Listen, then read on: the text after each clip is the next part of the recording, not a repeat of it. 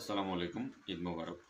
আজকে পবিত্র ঈদুল আজহা চলছে সারা বিশ্বে এবং বিশেষ করে বাংলাদেশ এবং পূর্ব এশিয়াতে। আজকের এই মুহূর্তের দিনে আপনাদের সবাইকে আবারও ঈদের শুভেচ্ছা জানাচ্ছি। আপনারা সকলেই জানেন আজকের এই দিনটি অত্যন্ত মহিমান্বিত, অত্যন্ত গুরুত্বপূর্ণ। এই দিনে বিশ্বের সকল মুসলিমরা পশু কোরবানি দেয় আল্লাহকে সন্তুষ্ট করার উদ্দেশ্যে, এবং এই পশু কোরবানির সাথে সামাজিকতার একটা বড় সম্পর্ক আছে।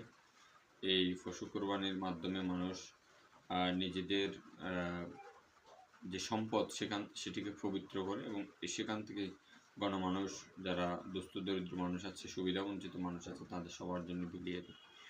তাই এই দিনটার নিঃসন্দেহে একটা বড় তাৎপর্য আছে।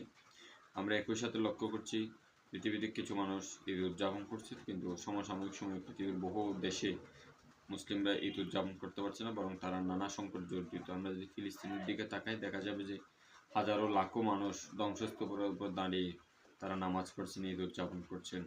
আবার আমরা আরাকানের দিকে যদি তাকাই, দেখা যাবে বহু মানুষ সেখান থেকে ফোর্সফুলি তাদেরকে সরিয়ে দেওয়া হয়েছে। ইভেন আজকের দিনেও তাদেরকে সেখান থেকে সরিয়ে দেওয়ার একটা নির্দেশনা দিয়েছে আরাকান আর্মি।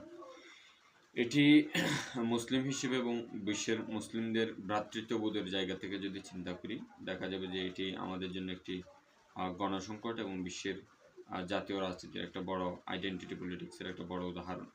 সুতরাং আজকের এই দিনে তাদের সকলের কথা আমাদের ভাবতে হবে, তাদের সকলের জন্য আমাদের সলিডারিটি, ভ্রাতৃত্ববোধ এবং তাদের যুদ্ধ বন্ধ করে শান্তির দিকে এগিয়ে যাওয়ার জন্য বিশ্ব নেতৃবৃন্দের যে অপরিহার্য অবদান এবং আমাদের সকলের যে দাবি, সেই দাবিটা মুখ্য হয়ে ওঠে। আমি আপনাদের সবাইকে আহ্বান করব আজকের এই দিনে তাদের সকলের জন্য সংহতি প্রকাশ করার জন্য, তাদের সকলের কথা মনে রাখার জন্য, তাদের জন্য দোয়া করার জন্য, এবং সর্বোপরি সারা বিশ্বের পরিবেশ সুরক্ষা, জলবায়ু পরিবর্তন মোকাবেলা, মানুষের অধিকার সুরক্ষা এবং টেকসই উন্নয়ন, যেটা আমাদের সবাইকে সামনের দিকে এগিয়ে যাবে, যেখানে কোনো মানুষ পিছিয়ে থাকবে না, এটি নিশ্চিত করার জন্য সকলের প্রতি আহ্বান থাকবে।